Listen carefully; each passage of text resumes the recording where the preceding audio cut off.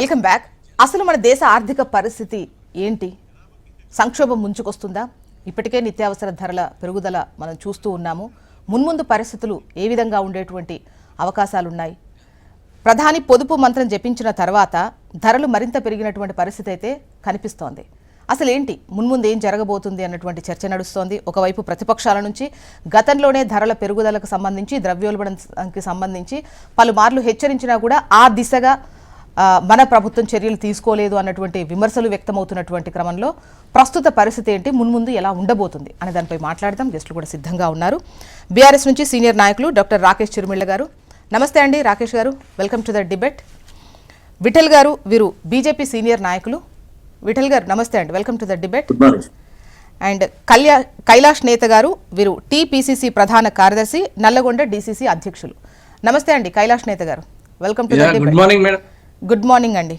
రాకేష్ గారు, ప్రస్తుత పరిస్థితిపై అసలు ఏంటి సిచ్యువేషన్, ఎట్లా ఉంది ఏంటి అనేది మీ కోణంలో వింటాము. ఏంటి మీరు ఏమనుకుంటున్నారు? Good morning madam. జ్యోష్ణ గారు, మీకు, పెద్దలు విఠలన్నకు, అదేవిధంగా నల్గొండ జిల్లా కాంగ్రెస్ పార్టీ అధ్యక్షుడు కైలాష్ నేత గారికి, హెచ్ఎంటీవీ ప్రేక్షకులకు అందరికి కూడా good morning madam. First of all, ఏదైతే prime minister now present world లో ఉన్నటువంటి ఈ వార్ సిచ్యువేషన్ నుండి ఒక పిలుపునివ్వడం జరిగింది. తప్పకుండా ఆయన ఇచ్చినటువంటి పిలుపును అందరం కూడా స్వీకరించాల్సిందే. ఎందుకంటే ఈరోజు రాహుల్ గాంధీ కూడా అదే మాట చెప్పడం జరిగింది. కానీ ఇక్కడ సమస్య ఏంటంటే 12 సంవత్సరాలు కావచ్చు, లేకపోతే మన భారతదేశానికి స్వతంత్రం వచ్చి 70 సంవత్సరాల తర్వాత కావచ్చు, ఒక 70-80 సంవత్సరాలు అవుతున్న క్రమంలో ఒక 2-3 అంశాలు. ఇప్పుడు అంటే ఉక్రెయిన్ రష్యా వార్ అంటే దాదాపుగా 3 years నుంచి 4 years నుంచి కొనసాగుతుంది. అదే విధంగా మనకు ఇక్కడ ఏదైతే ఇరాన్ అండ్ అమెరికా వార్ కూడా మనకు దాదాపుగా 4 నెలల నుంచి కొనసాగుతుంది. ఈ 4 నెలల కాలంలో మనం తీసుకున్నటువంటి రిఫార్మ్స్ ఏంటి? ఈ దేశంలో పిలుపునివ్వడం తప్పని చెప్పట్లేదు, కానీ ఆ పిలుపునిచ్చే ముందట ప్రధానమంత్రిగా ఈ దేశానికి ఒక సందేశం ఇచ్చే క్రమంలో ఒక 150 కోట్ల ప్రజలు నివసిస్తున్నటువంటి ఇక్కడ ఈరోజు యూరియా అంటే ఎరువులు వాడద్దు, రసాయన ఎరువులు అన్నారు. ఒక చిన్న దేశం మన పక్కనే ఉన్నటువంటి శ్రీలంక రసాయన ఎరువులు వాడకపోతే ఎంత తీవ్రమైన ఆహార సంక్షోభంలో చిక్కుకుందో మనం చూసాం. దానికి తగ్గట్టుగా మనం ఎందుకు ఇక్కడ ప్లాన్ చేయలేకపోయాం? బిఫోర్ బఫర్ స్టాక్స్ ఎందుకు పెట్టలేకపోయాం? మన దేశంలో కావాల్సినటువంటి ఫెసిలిటీస్ ఎందుకు పెంచలేకపోయాం? Number 1. Number 2, oil, sweet oil వాడద్దు, తగ్గించాలి, స్వీట్ ఆయిల్ ను మనం ఆయిల్ ఎక్కువ యూజ్ చేయొద్దు అని చెప్పారు. ఆయిల్ ఎక్కువ యూజ్ చేయొద్దు అన్నప్పుడు మరి దేశీయంగా ఉత్పత్తి అయ్యే ఆయిల్ ఉత్పత్తి అయ్యేటువంటి పొద్దుతిరుగుడు కావచ్చు, పల్లి కావచ్చు, ఆముదం కావచ్చు, రైస్ బ్రాండ్ కావచ్చు, ఇలాంటి ఆయిల్ అన్నింటినీ ఎందుకు ఎంకరేజ్ చేయలేదు? వాటికి కావాల్సిన ప్రోత్సాహాలు ఇప్పటికి కూడా ఎందుకు ఇస్తలేరు? క్రాప్ కాలనీలు ఇంకా ఎందుకు డిసైడ్ కాలేదు? ఇప్పటి వరకు కూడా మనం ఇంకా కూడా విదేశాల మీద ఎందుకు ఆధారపడుతున్నాం? పామాయిల్ లాంటి తోటలు మన మీద 5 లక్షలు 10 లక్షలు 5 లక్షలు పెట్టుకున్నాం సంవత్సరానికి, దాన్ని ఎందుకు ఇంక్రీజ్ చేయలేదు? అంటే మనం దేని నుంచి, ఏ సంక్షేమం నుంచి గట్టెక్కుదాం అనుకుంటున్నాం?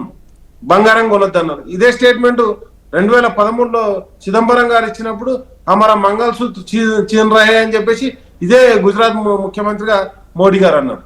కాబట్టి నేనేమంటానంటే దేశంలో పెరుగుతున్నటువంటి వివిధ అంశాలు ఏవైతే వాళ్ళు చెప్తున్నారో, వాళ్ళు చెప్పినటువంటి అంశాలని అంటే ఒక 10 అంశాలు చెప్పడం జరిగింది మేడం. ఆ 10 అంశాల్లో బంగారం కూడా చెప్పారు, పెట్రోల్ డీజిల్ వాడకాన్ని తగ్గించమని చెప్పారు. అంటే రాకేష్ గారు, ఇక్కడ పర్టికులర్ గా బంగారం, పెట్రోల్, డీజిల్ ఇవన్నీ కూడా మనం బయట నుండి తెచ్చుకునేటివి. సో వాటికి సంబంధించి ప్రముఖంగా ఈవెన్ విదేశీ పర్యటనలు కూడా కాస్త ఆపుకోండి, తగ్గించుకోండి అని చెప్పారు.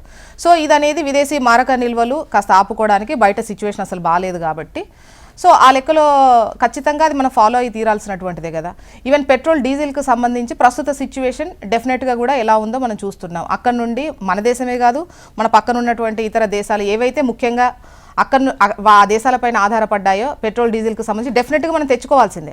అఫ్కోర్స్ ఈవీ, ఇంతకుముందు ఒక పేపర్లో కూడా చదివాను, ఈవీకి సంబంధించి ఈ ఏడాది గణనీయంగానే పెరిగాయి, బాగానే కొనడానికి ఇంట్రెస్ట్ చూపిస్తున్నారు, పవర్ స్టేషన్స్ కూడా పెరిగాయని చెప్పేసి చూసాము. సో ఇవైతే మనం బయట నుండి, బంగారం బయట నుండి తెచ్చుకోవాల్సిందే, పెట్రోల్, డీజిల్ బయట నుండి తెచ్చుకోవాల్సిందే. సో విదేశీ పర్యటనలకు ఆపుకోమని చెప్పారు. ఇవి ఇంపార్టెంటే కదా ఇప్పుడున్న ప్రస్తుత పరిస్థితి, యుద్ధం వల్లే కదా ఇవన్నీ. నేనేమంటున్నా అంటే పిలుపునివ్వడం చాలా సులభం, ఉమ్, కానీ ఆ పిలుపునిచ్చిన దానికి ప్రభుత్వం దేనికి సిద్ధంగా ఉంది? ఇప్పుడు ఈవీ వెహికల్ పెంచాలి, ఉమ్, అదే టైంలో దేశంలో అంటే కావాల్సినటువంటి ఈవీ వెహికల్ ఉత్పత్తి కూడా పెరగాలి కదా, ఎంత శాతం పెరిగింది? అండ్ నెక్స్ట్ వచ్చేసి విదేశీ పర్యటనలు చేయొద్దు అని చెప్పి చెప్పడం జరిగింది. వర్క్ ఫ్రమ్ హోమ్ చేయమన్నారు. వర్క్ ఫ్రమ్ హోమ్ అంటే ఇప్పుడు ఒక ఎంప్లాయీ డిసైడ్ చేస్తే అవుతుందా మేడం? ఇప్పుడు అంతేంది మేడం, మీరే ఈరోజు డైరెక్ట్ స్టూడియోకి అంటే రావాల్సిందే మేము. ఉమ్. అట్లా ఆ వర్క్ ఫ్రమ్ హోమ్ అనే ఫెసిలిటీ ఎవరు ఇవ్వాలి వాళ్ళకు? వర్క్ ఫ్రమ్ హోమ్ అనేది కంపెనీలకు ఇవ్వాలి, ఉద్యోగస్తులకు పిలుపునిస్తే ఎట్లా మేడం? కంపెనీలకు కదా వాళ్ళు చెప్పాల్సింది. అదే విధంగా నేను ఏమంటానంటే సోలార్ పంప్ సెట్ అని వాడాలి. సోలార్ పంప్ సెట్ అసలు ఈ దేశంలో ఎన్ని డిస్ట్రిబ్యూట్ అయినాయి? అసలు సోలార్ మ్యానుఫ్యాక్చరింగ్ ఉన్నదా? సోలార్ ప్లేట్ల మ్యానుఫ్యాక్చరింగ్ చేయాలంటే రా మెటీరియల్ ఈ రోజు కూడా చైనా మీద డిపెండ్ కావాల్సింది. ఉమ్. అండ్ స్వదేశీ ఉత్పత్తులు పెరగాలి. మరి 12 ఏళ్లలో స్వదేశీ ఉత్పత్తులు దేంట్లో పెరిగినాం మనం? ఇప్పటికి స్వదేశీ ఉత్పత్తులు పెరగంది దేనికి?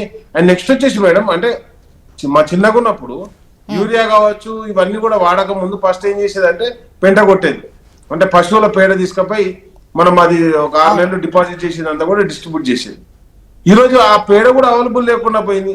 ఎందుకంటే ఆటోమేటిక్ గా నేనేమంటే పిలుపునివ్వడం చాలా ఈజీగా ప్రధానమంత్రిగా పిలుపునిస్తారు, కానీ ఆ పిలుపునిచ్చిన దానికి అంటే దానికి ఈక్వల్ గా ఆ చర్యలు కూడా చేపట్టాలి కదా. ఎందుకు ఇప్పుడు సేంద్రియ చేపట్టాలి? పద్ధతిలో చేసేందుకు కూడా అటువంటి ఫెసిలిటీస్ లేవు, గోబర్ అనేది దొరికేటువంటి పరిస్థితి లేదు.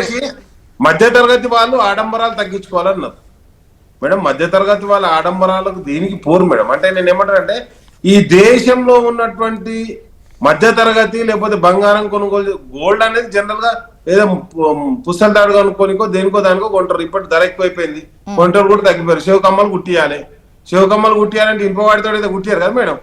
దానికి కూడా ఇంత బంగారం తులమో అర్ధ తులమో పెట్టుకుంటారు కదా.